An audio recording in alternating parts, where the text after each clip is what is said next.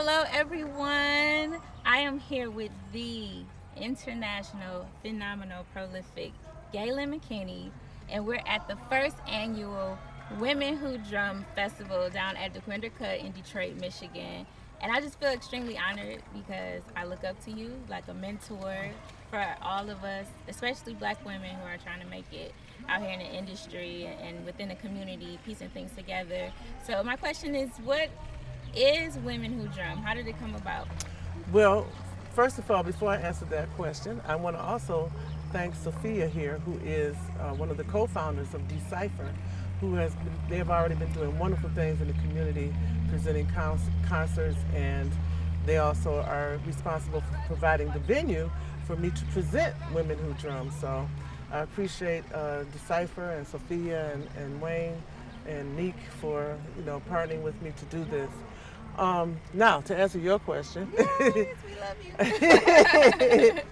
uh, so I play all over the city, all over the city, all over the country, and one of the most common things I hear on a regular basis is, "Wow, you're the first woman drummer I've ever seen," or "You're the first woman drummer I've ever seen outside of Sheila E." And I'm thinking to myself, this is really fascinating because obviously these people are not on Instagram, because if they were on there, they would see thousands of women who play drums. But obviously they're not seeing it. They're not seeing it on stage. So I said, that planted a seed in my head that I should start a festival. And it was just a seed. I really didn't think I was going to follow through with it. Wow. But that seed kept growing because every week when I was playing somewhere, I kept hearing that same thing. "You're the first woman." I said, "Oh, okay."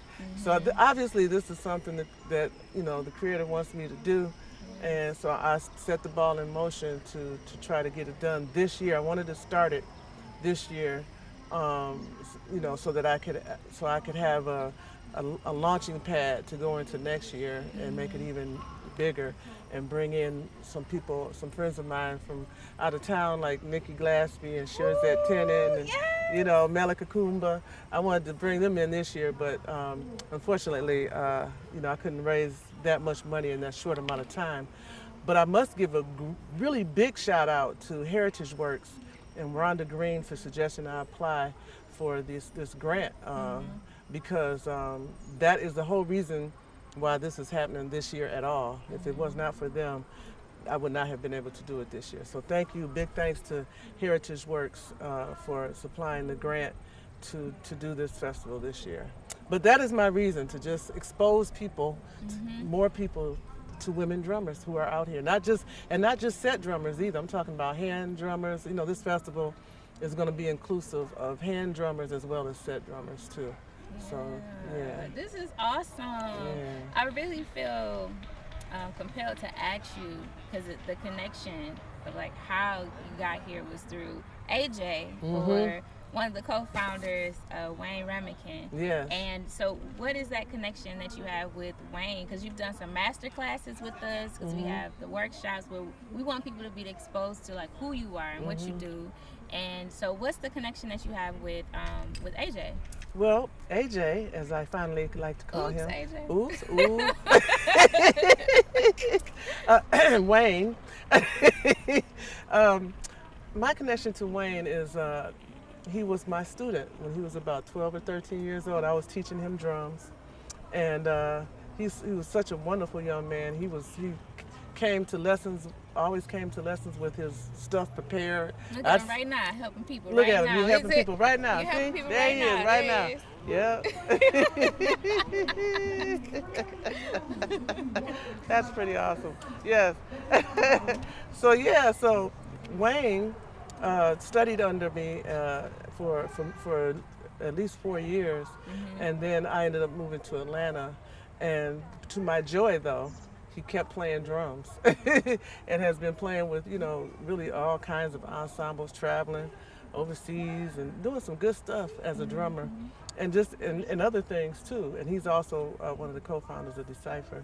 So when I was talking to him about this, the Women Who Drum Festival, he said, "Oh, well," I asked him, I said, "Well, do you think D.Cipher would be interested Oh, in yeah. partnering. And he said, "Oh yeah, we'll go talk it over with Yeah. Sophia," and so here we are. This is how that came about. See, this is so cool. This is why I feel like it's important to have this within our community setting, because you literally just told a story, like generational story, and then how he's now doing what he does in such a like a teacher-esque way as well, teaching and also helping. So my question also is like, well, what is that like for you, you know, from generation to generation, thinking about that? Like, what is it like for you being a businesswoman, a composer, a percussionist? I mean, you organizer. Like, what is that like for you, being a black female, you know, doing those things and trailblazing and pioneering?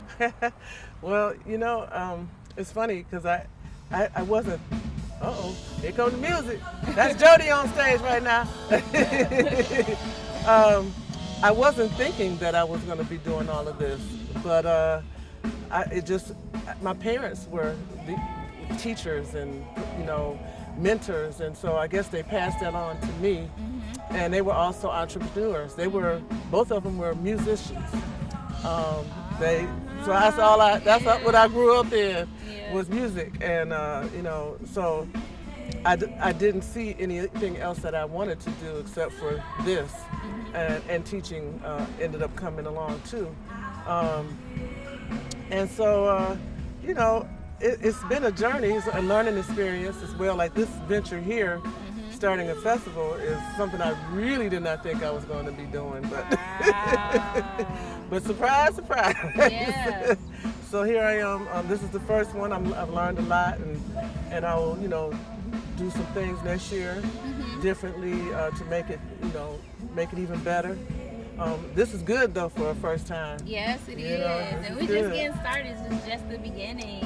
And I love y'all so much. Y'all We are so love helpful. you. Are you serious? We love you. I mean, anytime that we have opportunity to present anything or help, especially for you, like what you've done for us, I wouldn't be doing what I was doing if you weren't out here, you know, doing what you were doing and adamant and disciplined about it. So I know if I have a crazy day, I can always think like, okay, what is Miss McKinney doing? What is Miss Galen doing? How did Miss Galen? You know, every time I see you, have such a bright smile, such great energy, and so seeing that representation makes it for me accessible. Yeah. And that's the next question is, you know, why do you feel like this needs to be in our community? Like Women Who Drum Festival. Like, why do you really feel like Riverfront, we're partnering with them, but why do you feel like we need to make sure they're backing this so it continues? Well, because first of all, it's a free event. I'm trying to keep it a free event so that people of all ages can come and look and see the music, and to also show little girls that, hey, you could do this too. You know, because when I was growing up, I felt so alone. I felt like I was the only girl on the planet playing drums. Yeah. Until my father told me about Terry Lane Carrington, and that's when I was Wow. 10. Yes. And he told me about her when I was 10. So and that's what kept me going on the drums. And so I just wanted to, you know, inspire other young ladies who are thinking about this instrument to come see that, hey, it's okay for women to do this. Yeah. You know, it's okay. Maybe a male-dominated instrument, but there are many women who are doing this and doing it well. Yeah. So, you know, it's just encouragement for them to see that. Yes. Yeah. That warms my heart so much. It really does. Yeah. I know that I'm excited to be here. I've invited a lot of people, my little students too, to come and see and feel this. Tonight we have Aisha Ellis. Yes. And Karen Tamales. Yeah. We got Jody opening. And then my DJ, band. Your band. McKinney's Zone.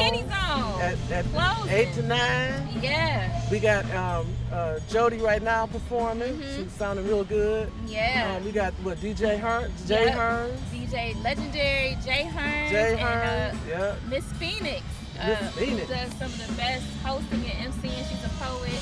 Yeah. So it's seeing how you starting this out as a seed, how it brought us all together like this. You know, like when I go home, I feel like, okay, I need to practice. Like, I was like, let me go home and practice so I can make sure I'm up there. You know, I feel very inspired, and as much as I'm receiving, I also want to give. And so, what are some ways that we can support you or find you to support you? So as soon as this festival is over, I will be setting up a GoFundMe for people who would like to contribute towards next year's festival. Okay. And basically, I'll be looking for sponsorships. Trying to get bigger money, or more money, so that I can, like I said, bring some people in from all over to come and be a part of this festival, because I have a lot of interest from women who want to be a part of this festival. So I have some big ideas to make that happen. So I'm hoping I can get the sponsorship I need and the funding I need to do that, and to keep it free. Yes, yes, yes. Yeah. Well, thank you so much. Oh. I mean, it's an honor. I talk to Miss Galen. I have the honor to talk to her a lot now these days, but I still feel honored and want to always make sure that we show our appreciation by doing what's right and supporting you. So looking forward to the second. We're going to definitely be doing this again together. Yes.